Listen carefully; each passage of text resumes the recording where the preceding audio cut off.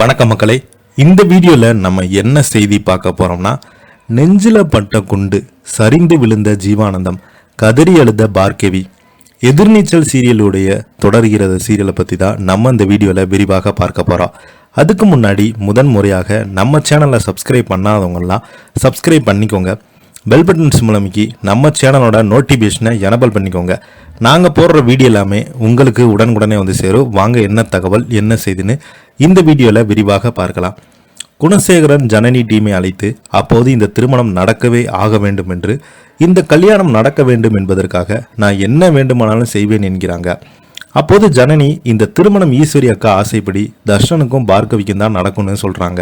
அப்பொழுது தர்ஷனை தனியாக அழைத்து செல்லும் குணசேகரன் அவனிடம் சில விஷயங்களை பற்றி பேசுகிறாங்க. இதையடுத்து தர்ஷன் அனைவரும் முன்பு வந்து, பார்கவியை திருமணம் செய்து கொள்ள மாட்டேன், தயவு செய்து என் வாழ்க்கையில் விளையாடாதீங்க, இங்கிருந்து அனைவருமே வெளியே போங்கன்னு சொல்லுகிறாங்க. தர்ஷன் இப்படி சொல்லியதில் என்ன செய்வதுனே தெரியாமல் இருக்கும் ஜனனி மண்டபத்து வாசலே காத்திருக்கிறாங்க.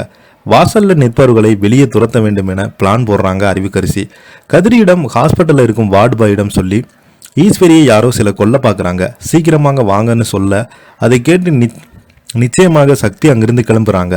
அதன் பிறகு இவங்களை ஈஸியாக நம்ம ஏமாற்றி நம்மளுடைய காரியத்தை சாதித்து விடலாம் என திட்டம் போடுறாங்க அறிவுக்கரசி சொன்னது போல கதிர் மருத்துவமனைக்கு இருக்கும் வார்ட்பாய்க்கு ஃபோன் போட்டு சொல்ல சக்தி பதறி கொண்டு மருத்துவமனைக்கு செல்றாங்க.